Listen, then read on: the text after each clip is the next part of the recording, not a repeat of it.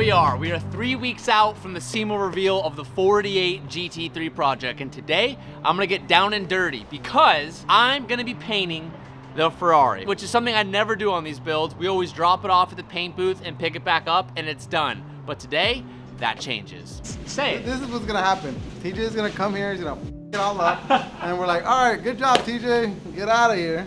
And then we're gonna fix it behind the scenes. Exactly what's gonna happen. That is not true. Exactly That is that's not exactly true. how it's gonna happen. We're like, I'm gonna go with the smile and be like, oh, you just set us back like 5 hours. Go on, thank you. Those are fighting words, TJ, I'm sorry. I apologize. I didn't mean to hit you that low. All I'm saying is, Like that? Why is the, why? you get a little bit of risk. I'm calling it right now, maybe 2 runs, at minimum, on the face. I think you're gonna be pleasantly surprised. I think that you're gonna be trying to hire me in the pinch moments where you need a guy, everyone's busy, but you're like, I know Teach's got it. I've seen his work. Do you know how to paint? Do I know how to paint? I know you run the shop here, but do you know how to paint? You've painted before. Yes. Okay. I painted plenty of your parts. For You? Yes. That was your brother. No. Boys, I think we got it. That's like me asking TJ, TJ, do you know how to drift? The Well. short answer is no. What's the number one thing I should do? What I would rather have you do, you are a novice, is that instead of trying to be cool and like let go of the trigger, just hold it together. You waste a little bit extra paint, it's fine. But what I don't want is you to press the gun over and then just have like a splat in the middle of your paint job. Nice straight trigger all the way through. And what happens if I cause a run? Then we have to stop, and then we have to let it dry, and then we have to sand it down. Ooh, so don't want to do that. Don't want to do that. Yeah. So we'll map it out beforehand. All right. This one is the tricky one. So this is, I'm not gonna lie, this is a tricky panel to do. We had to remove your intercoolers even just to freaking get access to remove it. That's why I called you. Like, hey, come take off the intercooler. He's like, no, you do it. And I was like, oh, okay. I'm gonna be here. I'm gonna hold your hand every step of the way, like a good papi to his mijo. What size turbo we got on that thing? This is T66, T3, T4. Old school. Old school, yeah. Old school. How much PSI are we gonna run? We're gonna run about 27 pounds. Okay. 27 PSI. Cool. We go max boost, get 34 at the end of the No, we're gonna have really too much. speed up the process. We're gonna have too much overspray, and we're gonna be wasting all the material that way. So we don't want to do that. I can handle it. Then we're gonna waste all the material that we have mixed for this. So we don't want to do that. All right, we'll step it Also, down. too much material is not always a good thing. Atomization is key. What kind of reducer are you gonna be running? Probably a I went to him. probably a slow one.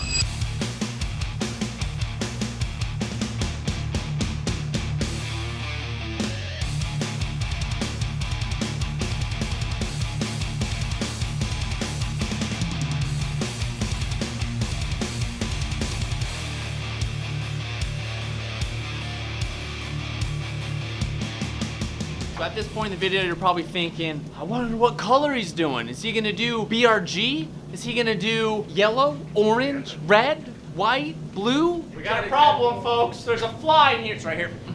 Vacuum in here or something? I knew it, I knew it.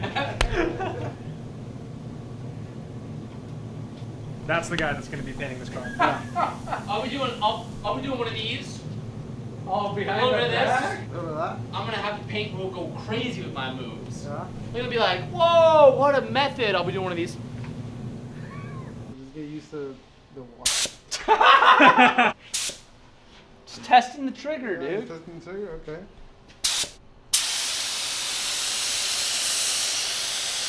Did it even do anything? Yes. Yes. Muy bien. Yeah.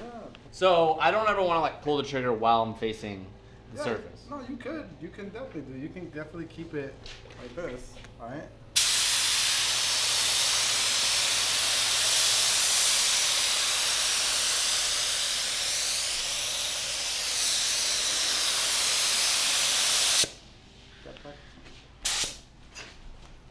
I just gotta clear it out. Guys, this is acetone, by the way. How close should I be? Usually, I always say about 8 to 12 inches. So, like, for me, I just Yeah. The speed's not bad. Faster or slower? No, slower. Slower. Slower.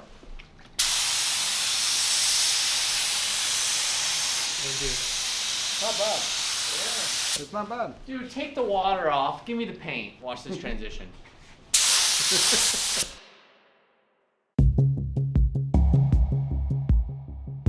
After we laid down the sealer, we need to let the car sit for about 30 minutes to dry. We also opened up the heating lamps 15 minutes into that drying session to help bake the process. But then we noticed we were starting to see the carbon fiber panel bake into the paint. So the paint was getting sucked into the panel and we were left with a carbon fiber texture showing through. We've ran into this problem a few times before in the past, but sometimes carbon fiber can act and have a chemical reaction in such a way with the paint where it starts to absorb the paint and show itself as texture. We obviously can't have that on the car, and it's something that we're gonna have to keep our eyes for, because if this issue starts to happen throughout this painting process, we're not gonna make it in time for SEMA. We're gonna have blemishes, and it being at Meguiar's, which is all about the paint, it's gonna be an issue. So the boys are gonna block sand the quarter panel, and we're gonna reshoot it again with sealant without the heat lamp, in hopes that it doesn't come through again. And if all goes well, we'll lay down some paint. All right, to start, we're gonna do the fender well to get an idea of what it's gonna feel like. And then we're going for it. Don't whiskey throttle it, just little, give it like you're making love. You don't wanna just go like, oh, you gotta like, ooh. Ooh. Got it? See what you got.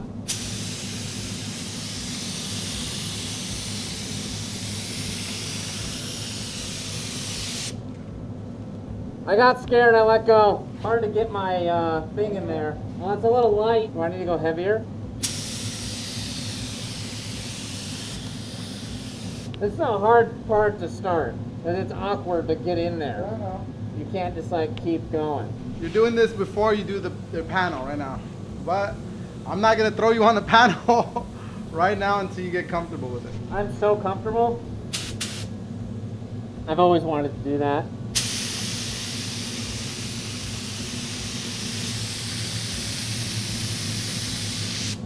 You're gonna start with the roof?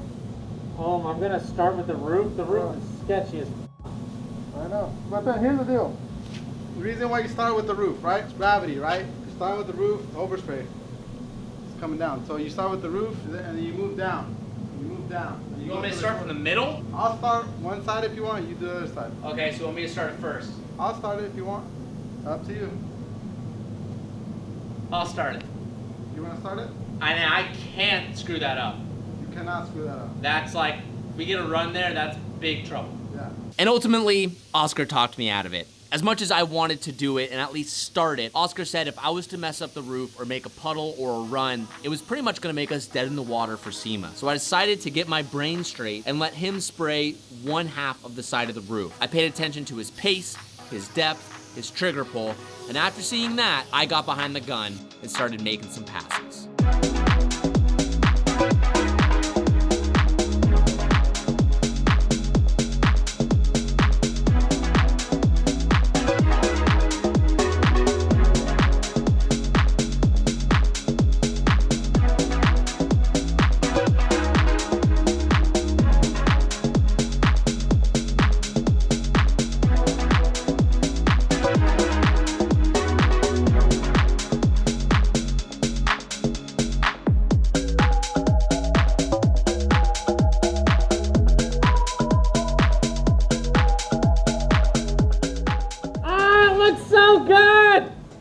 I've never seen those fenders that color. I'm gonna do the other fender. I'm terrified.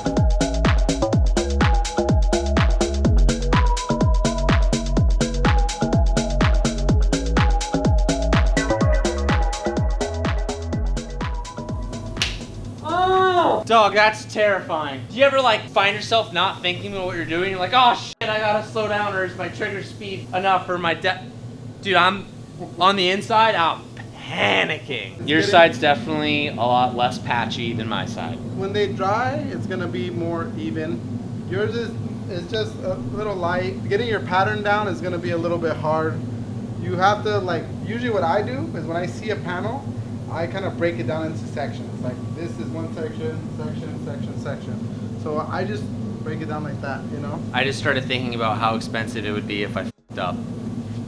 It's very expensive. And one thing that I'm not sure if any other painter thinks about, and maybe you guys have some experience with this yourself, as you're painting, I notice myself getting lost in thought and not even paying attention. The thought of screwing up and making myself a mistake that would cost thousands of dollars was extremely distracting. After a couple of seconds, I wouldn't even remember what I was painting, how fast I was going, was I too close, was I too far? So I have to give credit where it's due. Guys that lay down epic paint jobs, that is truly an art and a craft, and I have a lot of respect for them. All right, you guys, I obviously didn't paint this car British Racing Green, although I wanted to paint it that color so freaking bad. But I think at the end of the day, in my mind, this car just needs to be red. The Ferrari red just embodies so much of the character of this car, and I didn't want to steal from that. And I could have done any other color. I could have done orange or yellow or blue. All those were really fun options to think about. But nothing drove home harder than red. So red is what is going to live on this car. And then there's obviously liveries later down the line once the paint cures. But the red doesn't miss. And the red is timeless. And I don't want to paint this twice because this isn't cheap. Very expensive. Thank you guys for watching this video. I never filmed the paint process ever. It was way harder than I thought it was going to be. I obviously knew it was going to be hard. But there's so much going on in my mind as I'm painting it that I'm worried about screwing up. Like, that's the hardest thing, is just knowing that I don't want to screw the car up. Leave your comments down below. We're going to be getting this car back in just a few days, and now we have to do the reassembly process of the car and still a buttload of fabrication to get it ready for SEMA. I'll see you boys in the next episode. Peace out, and keep moving forward. And if you stayed this far in the video, I'm gonna go ahead and show you the Ferrari. I wasn't going to do this. I wanted to wait to the next video, but we are actually gonna be starting the next video today and rolling straight into it because quite frankly, we have a massive, I mean massive list to finish on the 488. So I got here super early this morning.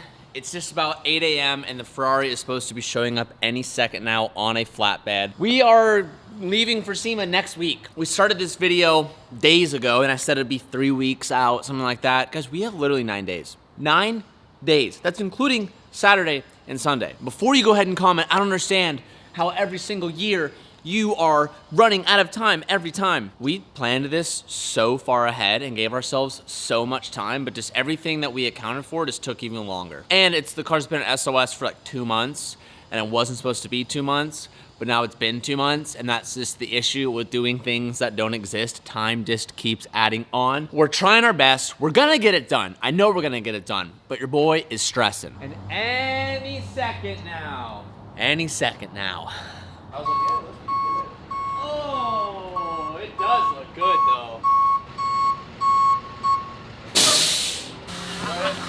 Ah, yes.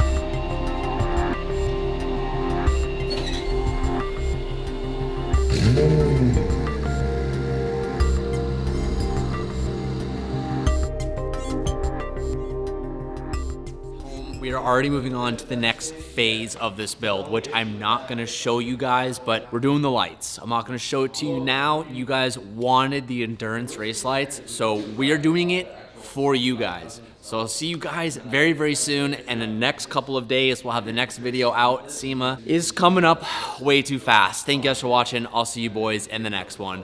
Peace out and keep moving forward.